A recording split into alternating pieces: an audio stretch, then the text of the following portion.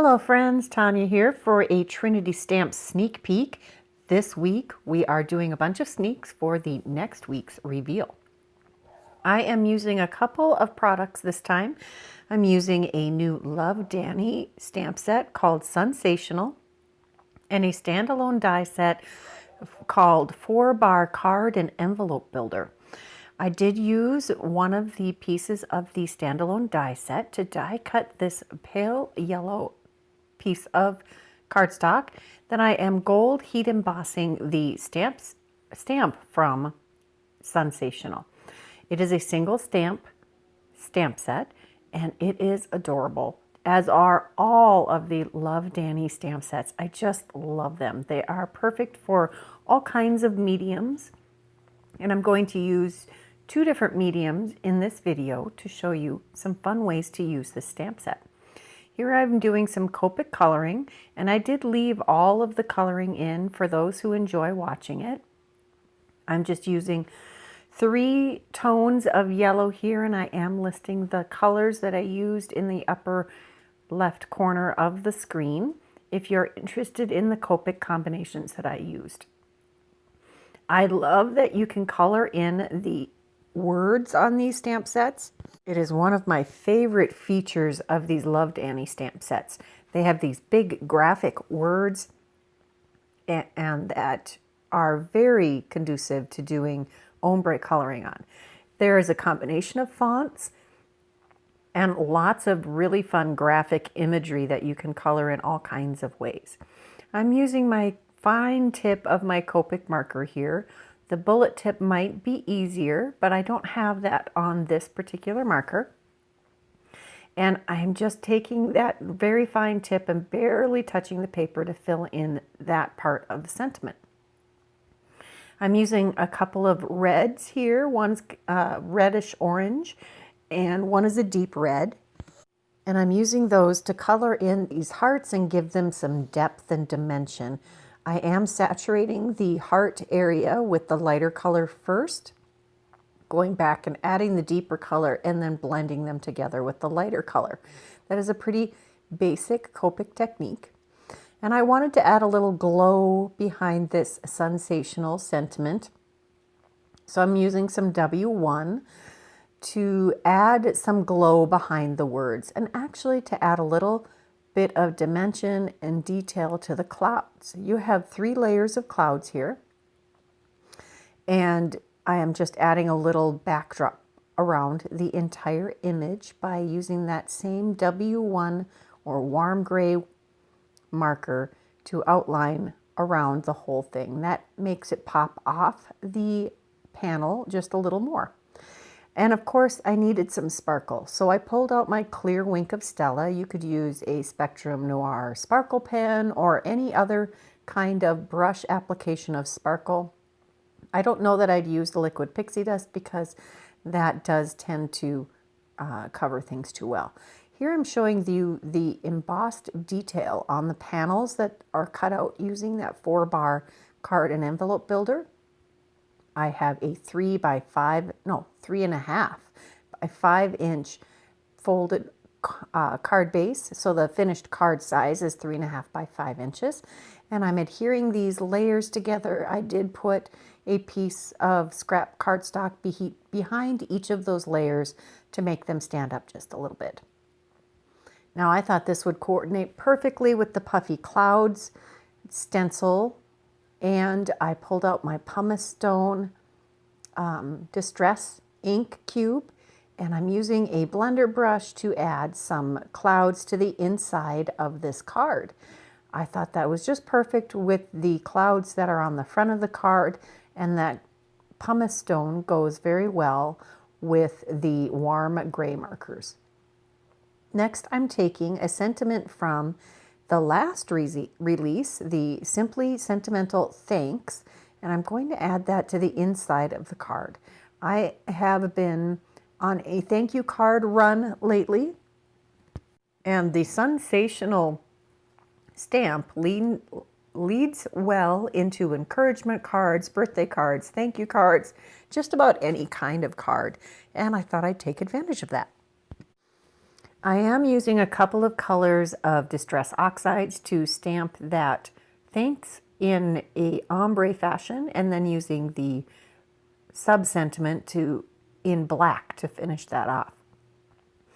I'm also going to build an envelope here with you. These are from the 4-bar card and envelope builder die set. Trinity Stamps is continuing that tradition of creating wonderful envelope builders. This way you can create envelopes with whatever papers you want to coordinate with all of your projects. And I'm just using some lightweight, this is a 65-pound vellum, I think it's called. It's not really a vellum, or no, it was like a Bristol.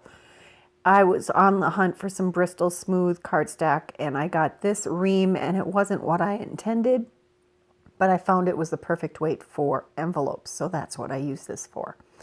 Now that we have an envelope that fits our 3.5 by 5 inch card, we're going to decorate it to coordinate with the inside of our card. So I'm going to use the same Puffy Cloud stencil to add some clouds to the corner of this card. You want to make sure that whatever you do to the envelope, it doesn't interfere with the dressing and mailing the envelope. So I try to leave the center and the spot where the stamp would be, so the address part and the stamp area, I try to leave those free of design. And I'm just creating a diagonal pattern across this corner of the envelope. Next, I'm going to take the same stamp, the thanks stamp, and I'm going to stamp that in the lower corner using the same method. I am going to use, I think this is Wild Honey and Ripe Persimmon. Those matched the colors the best. And I am stamping down the yellow first, and then I will clean my stamp and apply the Ripe Persimmon in the bottom half of that stamp. And then I'm just going to use my finger to dab that and soften the transition between the two colors. Now we have a completed envelope and our completed card. Look how quickly and easily that came together and how wonderfully that fits inside. Next, we're going to move on to a different coloring medium. I have some black watercolor cardstock here. This is the Stonehenge cold press 140-pound black cardstock, watercolor. I'm going to heat emboss this again with gold embossing powder. And you can see that I did quite liberally use my anti-static powder tool, which is a sock with some cornstarch in it. Just telling you, that is a super easy way to do it. If you are in need of an anti-static powder tool and don't want to have to go buy one. Next, I took out my Daniel Smith shimmery watercolors, and I am going to color this entire panel with my little watercolor brush and my shimmery watercolors. I'm using I think this is a size 2 round watercolor brush to do the fine details in the Sunsational. And then I'm going to stick with, you know what? I am sticking with that. So I used a red, and now I'm using a pink, for the hearts, and a yellow or a gold for the outer rays. For the clouds, I'm using 3 different shimmery colors. I've got a clear shimmer, I've got a pearlescent, and then I've got a shimmery silver that I've done the 3 sets of clouds in. And I'm using a bronzy gold color here for the sun. And then for the inside of the sun, I used a really pale gold. And that is all of the painting. I did decide that I did want things to show a little better, the little transitions. So I went back with some clear water and removed or shifted some of that paint to add a little more dimensional appearance to this panel. Next, I'm going to take a die from the 4-bar card and envelope builder die set. And I think this is the smallest of the rectangles. And I die cut that. And then I'm taking some of this black and white Slimline paper in a diagonal black stripe. You could you could foil this with a laminator or a mink foiling machine. If you wanted some gold foil in there, I think that would be gorgeous. But I didn't want to have to heat up my laminator, so I'm going with the black and white. And we're going to adhere this to another 3.5 by 5 inch card base, and we'll just layer these pieces up. I did not add any extra dimension behind the pattern paper on this card. Just glued that directly to the card base, but I will take some coaster blank and adhere that to the back of our watercolor panel. I do think that that adds some extra love to this card. I just used some scraps of the coaster blanks from my bin. Coaster blanks are just pulpboard coasters that don't have any decor on them, and you can get those in bulk on Amazon. I get questions about that frequently. I will have a link for that in the description box below. We are going to add some extra details to this card with some gold baubles. These are fantastic. I use the heck out of these little embellishments, and Trinity Stamps always comes out with new ones. I am loving these, and as you can see, that I'm a little more than halfway through this container already. I have been using them quite liberally though. I'm adding them all over the colored element of this card. And another tip, if you have a little extra glue sticking out from underneath your little baubles, just use your pokey tool to help get those cleared up. Next, I have a couple of cards that I created but while I was just playing with all of these dies, and I didn't actually film the process. This is another 3.5 by 5 inch card. I made this using almost entirely just the 4-bar card and envelope builder. I did die cut those 2 panels, but I had taken the heart stencil and stenciled the heart in the center, spattered the background with some liquid pixie dust. I took the Simply Sentimental Love stamp set, and that is one of the sentiments from that stamp set. I did selectively ink that, so I took off the U on the U to the moon and back.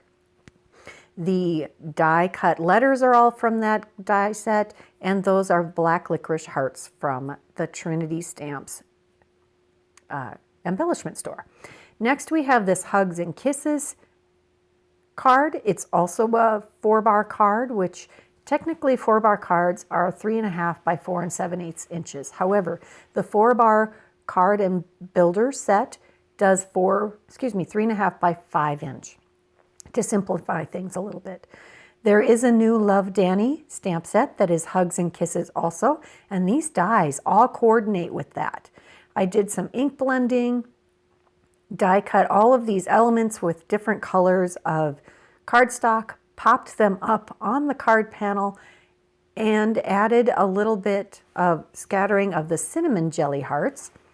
Inside, I again used the Simply Sentimental stamp set Love to add a ombre love sentiment, and then the sub-sentiment Sending My.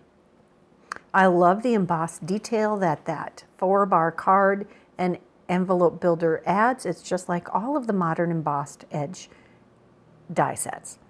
Here is a quick recap of all of the cards I created for this video. I hope you enjoyed them. Let me know which ones you enjoyed the most, which technique you enjoyed the most, and which of these stamp sets you are most excited to see next week. If you enjoyed this video, please give it a thumbs up. If you aren't subscribed to this channel, please take a moment and do that now. I hope you are subscribed already, but just in case. If you are interested in any of the products that were used in this video, check that description box below. Those links will be live when they go live. And here are a couple more videos we thought you might enjoy. Until next time, bye-bye.